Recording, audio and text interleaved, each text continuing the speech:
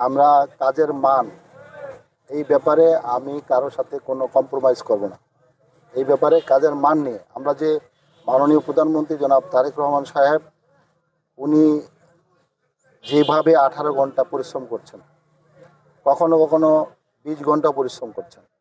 সুতরাং মাননীয় প্রধানমন্ত্রী সরাসরি প্রত্যেকটা মন্ত্রণালয়কে নির্দেশ দিয়েছেন যাতে করে কাজের মান এবং কাজ দ্রুত করার ব্যাপারে কোনো কারোর সাথে কোনো ঠিকাদার বা কোনো অফিসের কারোর সাথে কম্প্রোমাইজ করা হবে না। এই ব্যাপারে আমাদের এখানেও জিরো টলারেন্স। আমরা শরীয়তপুরে আমাদের এই পরিবারের ইনশাল্লাহ যত উন্নয়নমূলক কাজ হচ্ছে বা হবে, মাননীয় প্রধানমন্ত্রী অলরেডি শরীয়তপুরের অনেক কাজ আমাদেরকে উপহার দিয়েছেন। আমরা 6টা রাস্তা অলরেডি টেন্ডার হয়ে গেছে। আমরা 15 দিনের মধ্যে সেগুলা ইনশাল্লাহ আমরা কাজ উদ্বোধন করব, শুরু করব কাজগুলো আগামী 15 দিনের মধ্যে। 2 মাসের মাথায় উনি যে 10টা কর্মসূচি, ফ্যামিলি কার্ড, কৃষি কার্ড, ইমাম মুয়াজ্জমদের ভাতা, কৃষকদের কৃষকদের কৃষি ঋণ মওকুফ সহ উনি যে সমস্ত কাজগুলা পদক্ষেপগুলো জনগণের স্বার্থে, জনগণের কল্যাণের জন্য নির্বাচনী আমাদের যে প্রতিশ্রুতি ছিল, এই অল্প সময়ের মধ্যে বাংলাদেশের ইতিহাস না পৃথিবীর ইতিহাসে কেউ কোনো রাষ্ট্রপ্রধান, সরকার বা সরকারপ্রধান ক্ষমতায় এসে এই অল্প সময়ের মধ্যে তার নির্বাচনী এজেন্ডা বাস্তবায়ন করতে পারে নাই। আমাদের মাননীয় প্রধানমন্ত্রী তার অন্তর এবং তার কথার সাথে, তার প্রতিশ্রুতির সাথে তার অন্তর মিল ছিল বিধায়, মানুষের প্রতি ভালোবাসা ছিল বিধায় তিনি কাজটা দ্রুত হয়েছে এবং উনি দ্রুত করতে সক্ষম হয়েছে।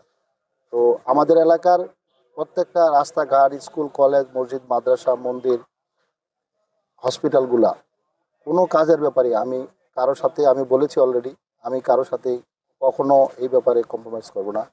এই ব্যাপারে আমাদের অবস্থান জিরো টলারেন্স।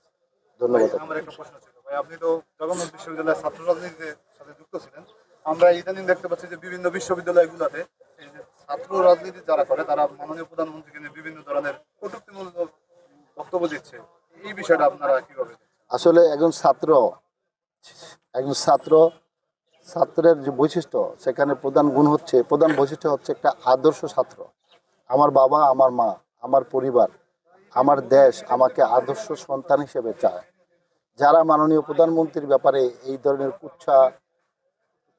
কটূক্তিমূলক কথা বলছেন, তারা আসলেই ওই জায়গায় আদর্শ সন্তান হিসাবে, আদর্শ ছাত্র হিসাবে বা আদর্শ দল হিসাবে কখনোই নিজেকে প্রমাণিত করছেন না। উল্টা মানুষ জানছেন যে সে একজন বিপদগামী ছাত্র হিসাবে, বিপদগামী দল হিসাবে সে তার নিজের পরিচয়কে প্রতিষ্ঠিত করে।